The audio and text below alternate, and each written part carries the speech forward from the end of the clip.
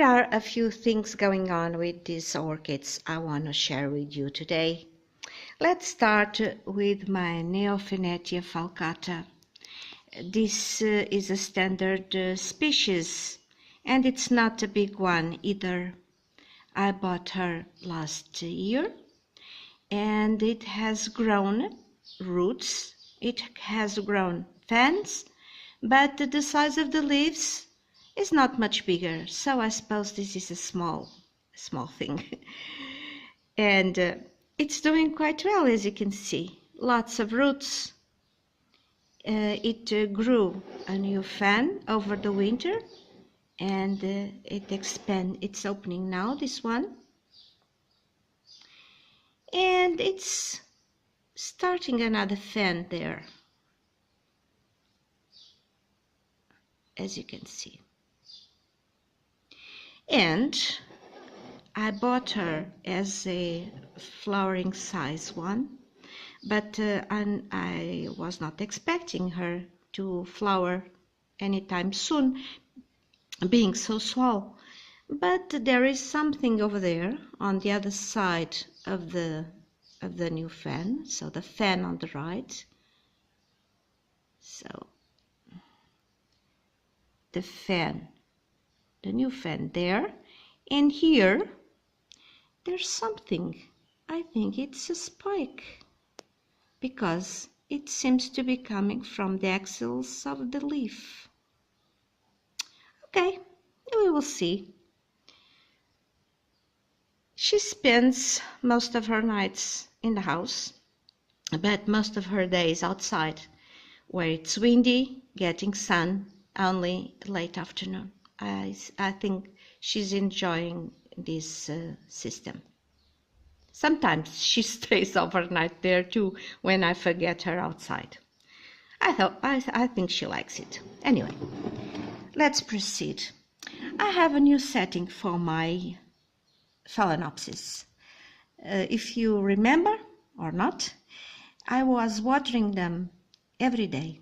They were bare root, and I was watering them every day, which they liked, but it was some kind of a burden because now in the summer, with warmer temperatures, they were drying too fast.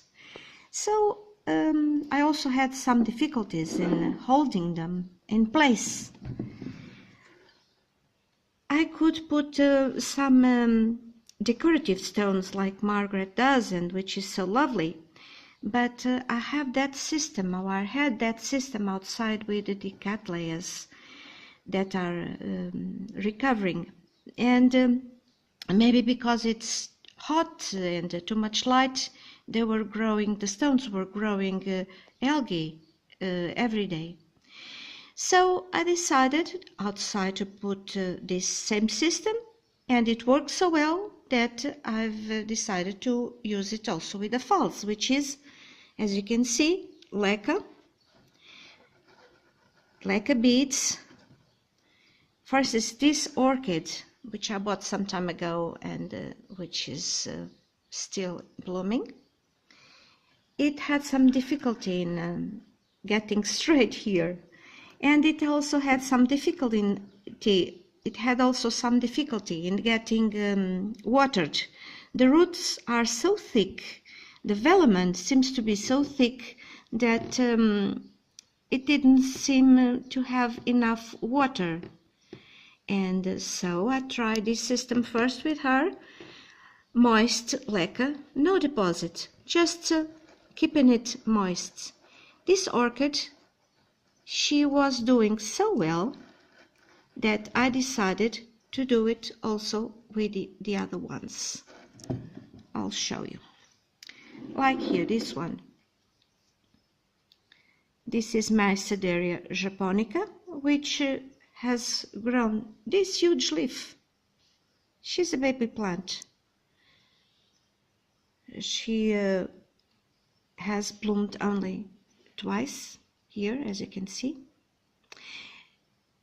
And she is growing new roots.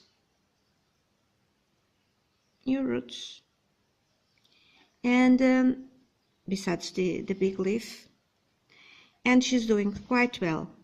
I think she's appreciating this setting as well. This spotting on the leaves is some product that was applied to her before I got her.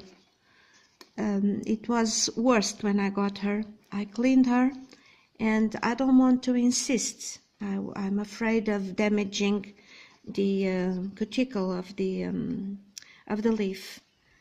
It's no bugs or anything. So you can see it's doing so well.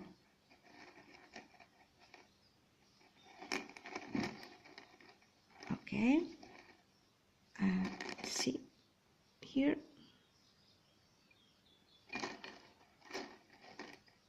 This is a named hybrid, Phalaenopsis Theda Snow crossed with Macassar, and it's a beauty. Look at here. She was blooming when I bought her in March, but this bloom is mine. It was generated here, this spike. This spike has 3 blooms. This one just opened today. Isn't she cute? And still another one to open here. She's also liking this new setup. It has grown 3 beautiful roots, you can see here. At the same time, she was growing this spike. She's just a beauty. Look at that. She's rather this color. Today it's a gloomy day, not much light, and it's early in the morning too. So I hope you can see it's so beautiful. She has a slight fragrance. Nothing like that one. That one is amazing. Let me put these ones aside. I don't want to break anything. So let's see. I put her on top of a box because she's leaning down. She's a beauty. She was also in bloom when I bought her in March, but she's blooming again. These new blooms are mine. They were created in this house, and it's so interesting. This is, I think this was the last flower to open. After they open, they continue growing to a certain point, I guess. They're so beautiful. Look at that. Look at that. Aren't they nice?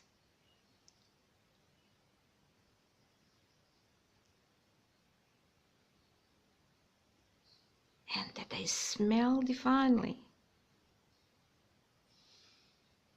Beautiful. Just so beautiful. And this, oh my God, she smells so good. She's doing great also in this new setup. She has very good roots.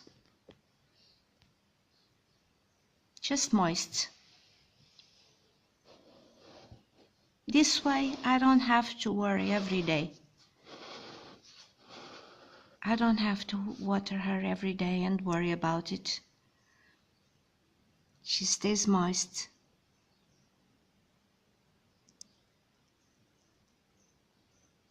Okay, let's put her aside.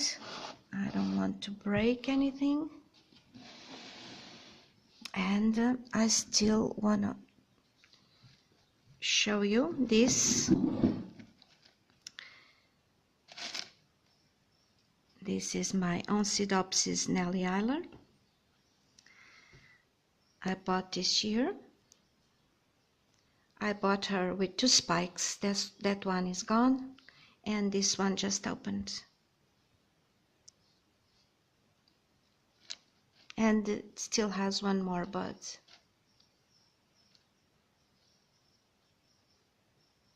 This one is in a different setup. It's in leca, alright, but it has a deposit. She seems to like it too.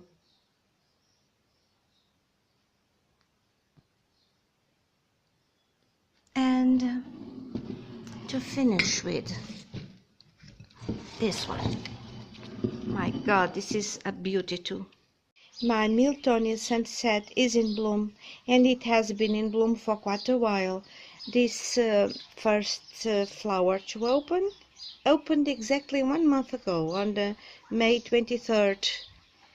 And the last one to open today was this one. As you can see, this one is smaller, much smaller. But the thing is, she will grow. All of them grew this size, or opened this size, and then they grew to this, like this. It's so beautiful. The colors are so beautiful. The yellow is so beautiful, and the cascade has such beautiful colors and patterning. It's lovely. It's a lovely plant. When I bought her last year in September, it had only a spike with 2 blooms, and this one it bloomed for me with 4, which is quite good. Hopefully next year she will have 2 spikes. I guess this is all I have to show you inside the house. But before I finish this video, I still would like to tell you how I water and fertilize my orchids in this setup using leca beads but no water deposits. And for that I will take you outside where I am growing most of my orchids during the summer. So here we are. And here we have 2 different settings, although both of them using leca beads. This is full of leca beads up to the top. The roots are buried in it. The pot has a deposit of water.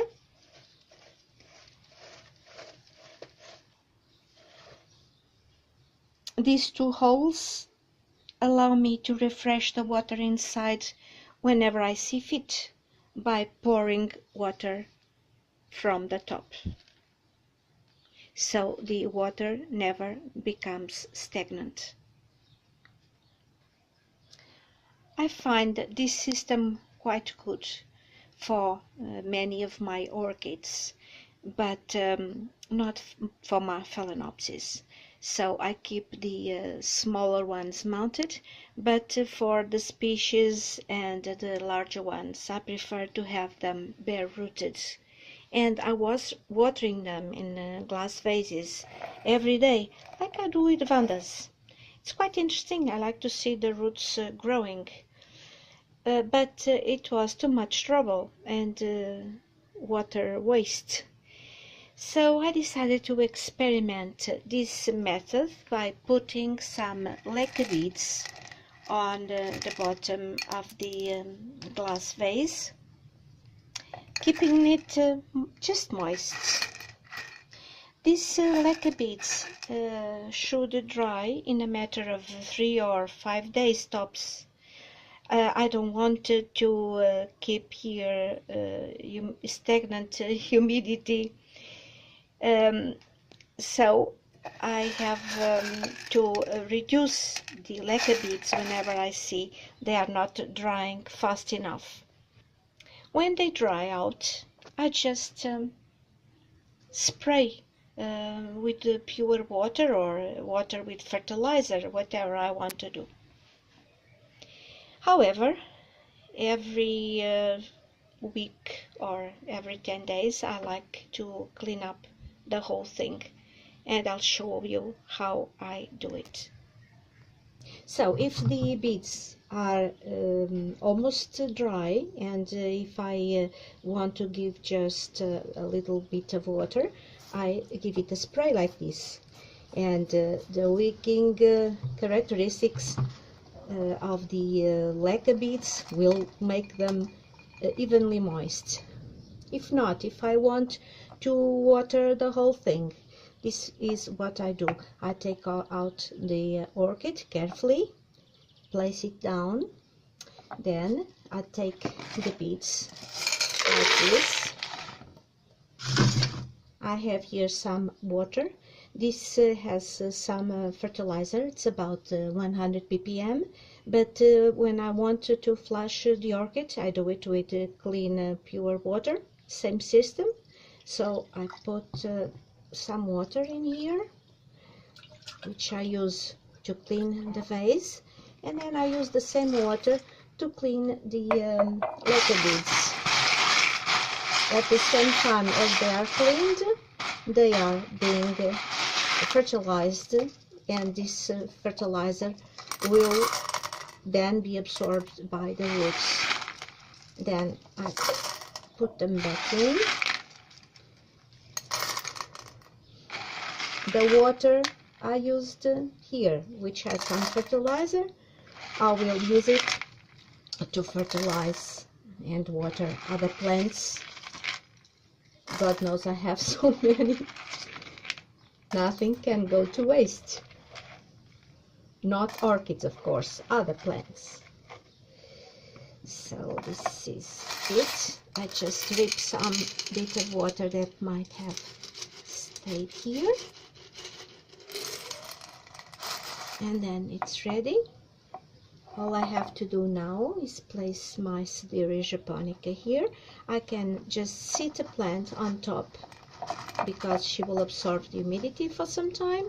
Or then, if I want to put the roots inside, which is the case with this plant, because she has the habit of falling down, I want to bury the roots to anchor them, and so I do like this, because the beads won't hurt the roots. They are very light, and there you go. She's all tucked in, anchored, and ready to go. And this is it for today. Thank you so much for watching. I really appreciate it. I'll see you in the next video. Bye.